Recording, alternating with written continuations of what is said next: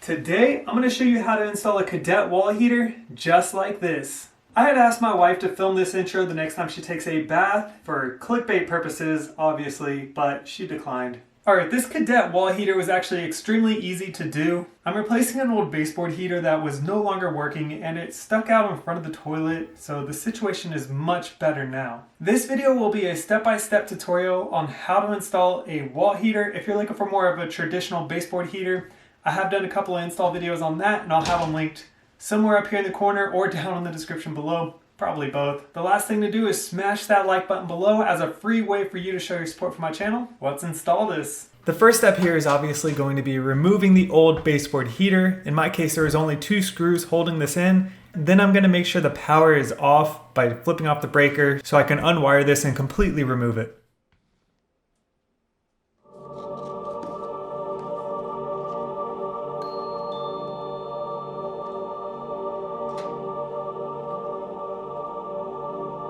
Most of you are going to have the sheetrock or some sort of wall up already, so I'm just going to fast frame to where you will probably be at. The first step is to find a stud you want to mount this to, then line up the side of the heater casing to it so you can begin marking your cuts. Here I'm using a multi-tool to cut my sheetrock, but you can do this with just a razor blade or if you have a little keyhole saw or something simple like that. And for the top and bottom cuts, I'm going to use a level so I make sure that the lines are level.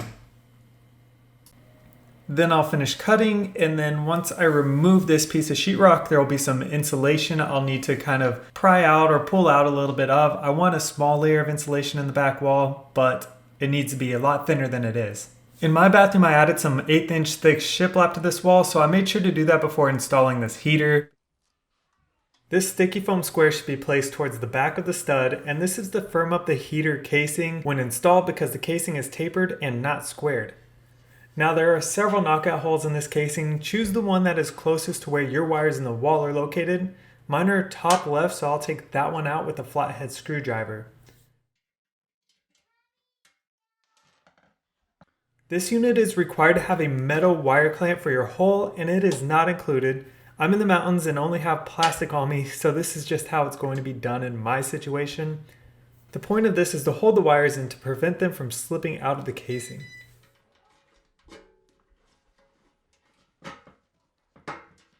Now I have quite a bit of wire coming out here, but the wires on the unit are actually on the bottom, so this helps me access those. Use some wood screws to mount the casing to the stud, and make sure the casing face is flush with your walls. And this is why I waited until after my shiplap was installed. Then connect all the wires, starting with the grounding screw.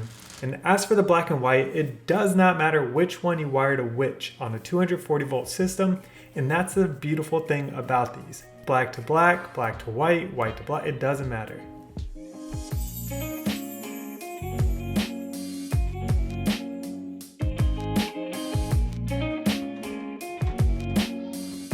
You just rest the heater on this hook and that hook there, and then you can screw into that small hole, and then the big cover covers that hole.